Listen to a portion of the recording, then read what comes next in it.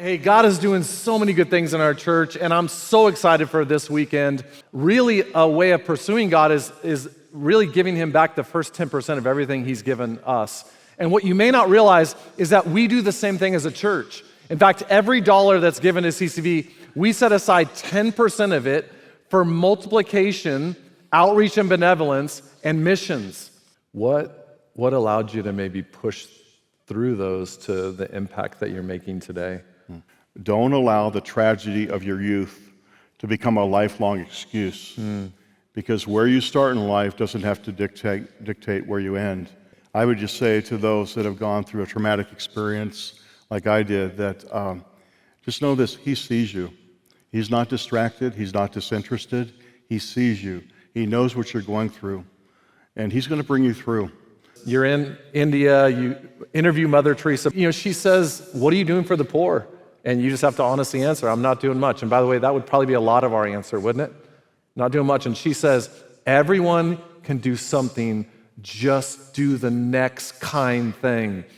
And now, Convoy of Hope, you've been in existence for over 30 years now. For 30 years, you've done the next kind thing. And it started really small, but give us a scope now of what is Convoy of Hope up to? To date, we've been able to serve and share the message of Jesus with 350 million people. We're feeding together. We're feeding 269,000 children every day, feeding them and discipling them. They're in classrooms, learning to read and write, learning that Jesus loves them. We're also empowering 61,000 women and girls. We're helping thousands of mothers learn a trade and start their own business so now they can feed their own children, 61,000.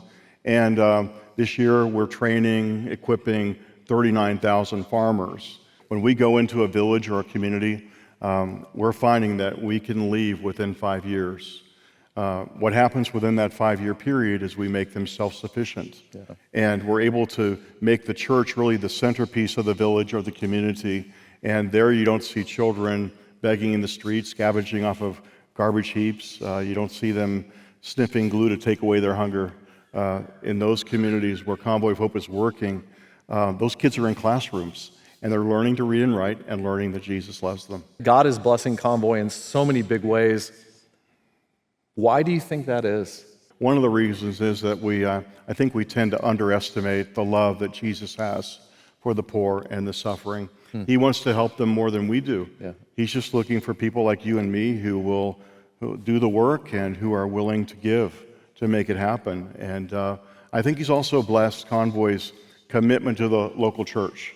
Everything that we do, whether it's disaster response, children's feeding, women's empowerment, everything we do is in and through the local church, and God has certainly blessed that. It's not creating momentum as much as it is inviting momentum.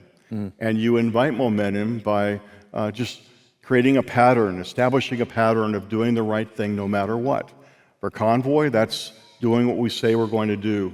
It's under-promising and over-delivering, and it's operating at the highest level of integrity. And when you do those things, you're giving God a foundation that He can build upon. I want to reiterate something you said. I think one of the reasons God is blessing Convoy of Hope so much is not only their care for the poor, but everything they do. This is so unique for a charity nonprofit. Everything they do is done through the local church. When we made a commitment maybe 20 years ago that everything we were going to do through the local church, we began to experience God's favor in ways that we never had before. And I like to describe it this way. We really just repositioned Convoy underneath God's spigot so that we would be drenched by His favor. Wow. And I think we can do that even in our own lives, in our personal lives.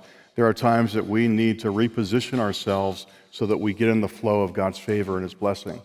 And one day to feed the world, it's very simple, okay?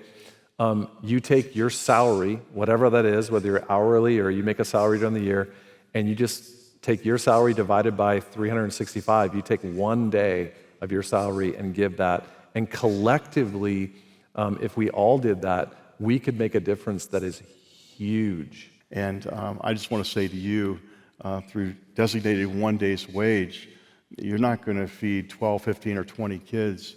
You're going to be feeding hundreds, if not thousands of kids. Our pledge to you is we will stretch every dollar to feed and to save every person we possibly can, and to let them know that Jesus loves them. I think our church is going to do something really special. We're gonna leave the giving up. You can give throughout the next week into next weekend, and then we'll share with you in a couple weeks just the results. So I want to challenge you to give generously. To do that, here's how you can do that very specifically.